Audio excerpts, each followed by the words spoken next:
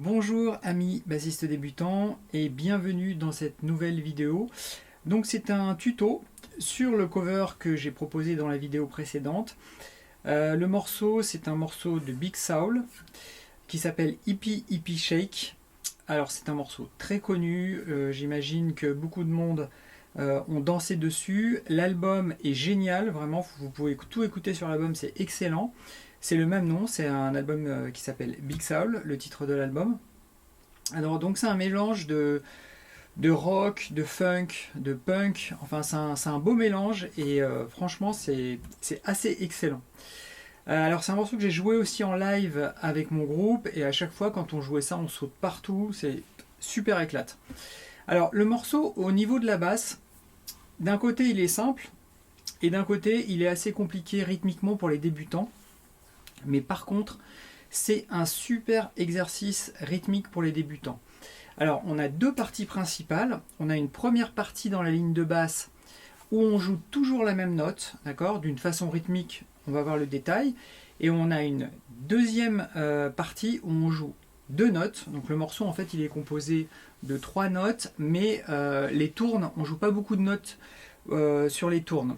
Comme quoi, voilà, il n'y a pas besoin de faire compliqué pour un truc qui défonce. Hein. Il suffit juste de bien poser les notes au bon moment pour donner tout un effet et ça va très bien. La basse est parfaite pour ça. On peut jouer juste une seule note de façon répétitive pour faire groover quelque chose. Une seule note, ça suffit. Hein. Ça, c'est vraiment important de comprendre ça. Comme on peut jouer des trucs beaucoup plus complexes. Mais déjà, là, c'est suffisant. Alors, on va démarrer sur la première partie. Alors j'ai préparé aussi un rythme drum beat pour placer les notes. Alors sur ce morceau, ce qui est intéressant, c'est qu'on n'a pas besoin d'accorder entièrement sa basse, puisqu'on va uniquement utiliser la corde de mi pour toute la ligne du morceau. Donc pour le coup, on accorde juste le mi et ça va très bien. Alors je plaisante, il faut accorder toutes les cordes parce que on doit prendre l'habitude d'avoir la sonorité de l'accordage et des écarts de notes.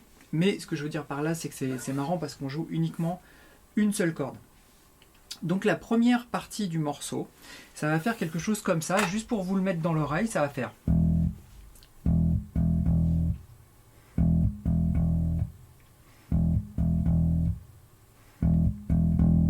Ok. Alors, comme ça n'a pas l'air super difficile, mais simplement quand on est débutant, il faut arriver à jouer ça en tapant du pied le temps. Et c'est là où ça peut se compliquer. Alors taper le pied du temps, c'est quelque chose franchement que je vous recommande de faire depuis le tout début de mes vidéos et que je vous recommande de faire le plus tôt possible parce que c'est ce qui va vous caler rythmiquement. Ça va être votre point d'ancrage qui va ensuite vous faire beaucoup progresser parce que vous allez être capable à la fois de jouer rythmiquement sur des endroits un peu particuliers qui ne sont pas forcément naturels et ça va pour vous être complètement naturel tout en battant la mesure. D'accord ? Alors typiquement ici, on a trois notes, comme vous pouvez voir sur la capture d'écran. Donc on a le 4 temps sur les trois dernières lignes qui sont tout en bas. Et j'ai rajouté un élément rythmique qui montre l'endroit où on doit jouer les notes. Alors la première note sur la ligne qui s'appelle Ragtime, donc la première note, elle est sur le 1. Donc ça mesure à 4 temps. Elle est sur le 1, donc on démarre vraiment sur le temps. Ensuite, on a une deuxième note qui est sur le Et du 3 et ensuite sur le Et du 4. D'accord ?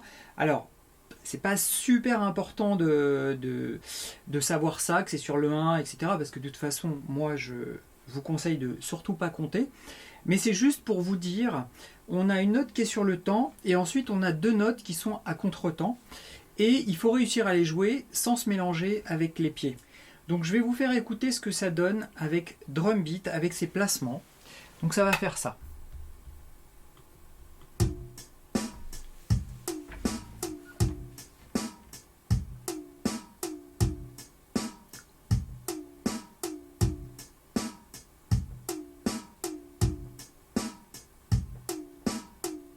Ok ? Donc ça c'est les placements. On entend bien le temps hein, qui est fait par la batterie. Et ces tomes ont ces fameux placements. D'accord ? Alors, ce qu'il faut faire, c'est écouter ça hein, en boucle, comme vous avez la capture d'écran et vous pouvez aussi télécharger la tablature et les fichiers ressources Drumbeat sur mon site de formation, il y a le lien en dessous de la vidéo. Une fois que vous avez bien écouté, que vous l'êtes mis bien en tête, vous allez essayer de le faire en frappant des mains. Et ça va faire ça. Donc quand je vais commencer à faire pas avec la voix, ça va être le départ, le 1. D'accord? Pas, pas, pas, pas, pas, pas, pas, pas, pas, pas. Ok? Donc ça fait pas, 2, 3, pas, pas, pas. Ok? Donc quand on arrive sur le 3, ça fait le et, pas. On arrive sur le 4. Ensuite, on refait pas sur le et du 4 et on enchaîne directement quand on retourne sur le 1. D'accord? Ça fait pas, pas, pas, pas. Si vous arrivez à le faire comme je viens de le faire, après avec la basse, ça sera facile parce que techniquement, il n'y a pas énormément de choses. Donc vous allez assez facilement passer le rythme. Donc si je le lance, ça va donner ça.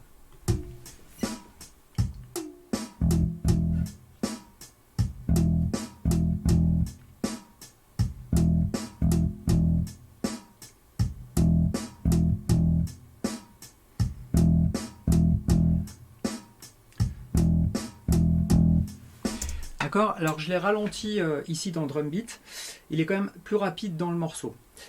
Mais si vous arrivez à le jouer lentement, c'est plus difficile pour moi que de le jouer vite en fait. Parce que ici on ne peut pas se tromper, on entend tout de suite l'écart vu que ça va lentement. Si on se trompe un peu, on entend tout de suite le décalage. Au niveau technique, il n'y a qu'une chose à vraiment comprendre, c'est qu'il faut bloquer les 3 cordes qui sont en dessous, d'accord, pour laisser la corde de mi comme il faut. Pouvoir laisser passer le son en fait. Donc pour bloquer les 3 cordes, moi je laisse toujours mon index sur les 3 cordes qui sont en dessous et je vais faire mes blocages comme ça pour bloquer la corde de mi, d'accord. Je vais faire, parce que si je lève les 3 doigts, il y aura toujours le doigt ici qui va bloquer les 3 cordes, d'accord. Voilà, il n'y a pas beaucoup de, ça coupe complètement les vibrations. Comme ça le son est propre, il n'y a pas de son de parasite.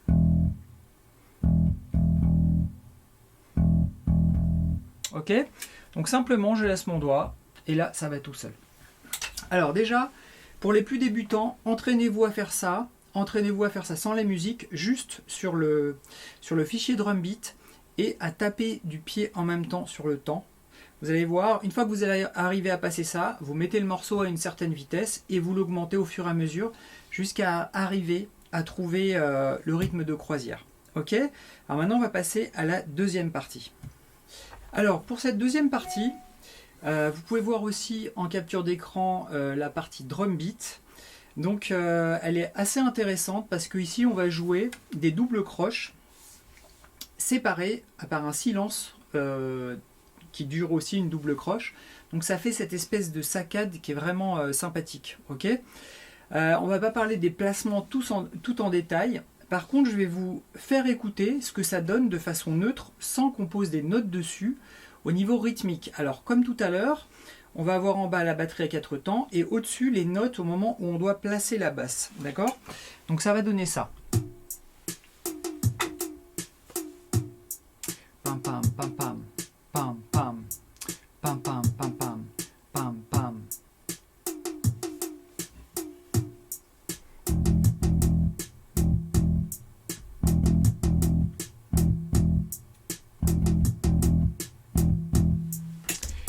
Alors, ça il faut l'écouter pour se le rentrer dans la tête, comme ça on a la partie rythmique. Alors ce que je viens de faire c'est à la corde de mi, alors c'est pas du tout comme ça qu'est joué le morceau, hein. Il n'y a pas cette note là dans cette partie, c'est simplement pour donner, pareil, pour donner un exercice rythmique simplement avec une corde et bloquer les notes. Alors maintenant si on applique exactement les mêmes placements de notes mais avec les vraies notes du morceau, ça va faire...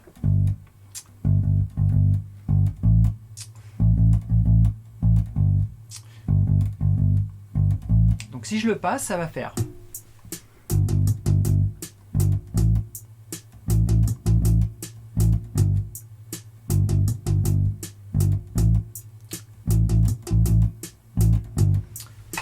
Ok, vous entendez ce balancement d'une note à une autre.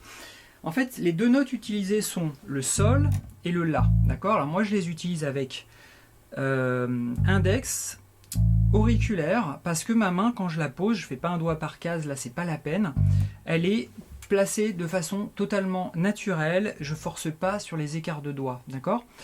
Alors le truc qu'il faut faire et qui est compliqué ici, c'est déjà de choper les bons placements, ça c'est une première chose, et la deuxième chose, c'est d'arriver à mettre des notes piquées, donc avec les silences bien bloqués au milieu, d'accord?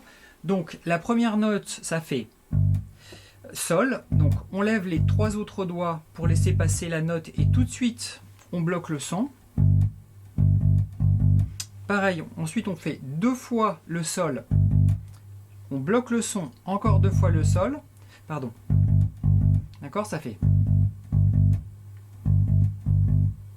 Ok, et ensuite la dernière note, on fait un Sol, et ensuite on rejoint le La, pour se retrouver sur le 1, donc le premier tome, et on rejoue la même chose. Ok, alors les histoires des doubles croches, en fait, c'est là où, à pleine vitesse, si vous n'avez pas encore la bonne vitesse, il faut ralentir, mais l'important c'est mieux de jouer proprement à une vitesse inférieure au morceau, plutôt que d'essayer de le faire coûte que coûte à fond, et puis finalement ça sonne pas. Vaut mieux faire propre et consolider. Si vous n'avez pas la vitesse aujourd'hui, vous vous arrêtez à votre vitesse maximale où ça sonne, et vous revenez dessus quelques mois plus tard, vous allez voir, vous allez gagner des BPM, vous allez gagner plus de vitesse. Ce qui est important en fait, c'est pas vraiment la vitesse, ce qui est important c'est le contrôle. C'est que vous arriviez à jouer vite, mais que vous placez bien les notes et que vous les contrôliez. C'est pas le morceau qui doit vous driver, c'est vous qui devez driver le morceau. Ça c'est un point hyper important au niveau rythmique, hein. C'est vous qui tenez le morceau, c'est surtout pas l'inverse. Ok ? Donc maintenant, si on le joue, ça va faire ça.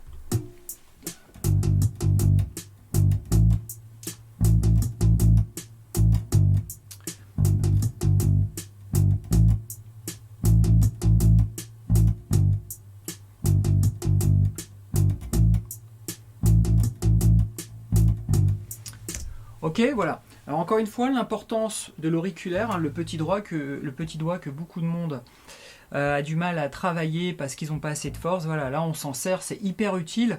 En plus, comme on joue que 2 notes, moi j'ai la même force pratiquement dans ces 2 doigts, donc c'est vachement pratique. Mais si j'ai la même force, c'est parce que je l'ai beaucoup utilisé tout de suite et que je l'ai travaillé tout simplement.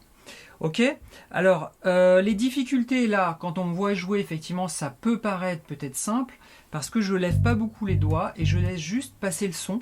Et en général, les débutants, comme vous n'avez pas encore la maîtrise de votre force dans les doigts, vous avez tendance à beaucoup lever les doigts parce que vous appuyez comme des malades et c'est normal parce que vous n'avez pas encore la sensation, etc. Donc au début c'est un peu compliqué, vous levez beaucoup les doigts, c'est normal, d'accord, c'est complètement normal parce qu'il y en a qui se disent mais je comprends pas, je lève les doigts, machin, j'arrive pas à les laisser coller, mais c'est normal et ça va durer un certain temps.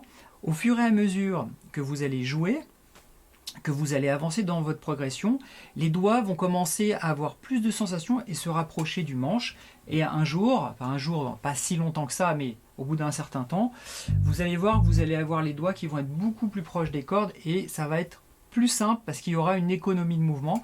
Mais en tant que débutant direct, ça va être très difficile à faire. Ok ? Voilà, il y a des passages au début, on fait avec, c'est comme ça, on avance et vous allez voir que ça se consolide. Mais encore une fois, j'insiste, utilisez tout de suite de la bonne technique propre, comme ça une fois que ça sera consolidé, vous allez avancer avec un truc solide et vous allez pouvoir attaquer les morceaux vraiment en jouant proprement. C'est, je trouve, hyper important.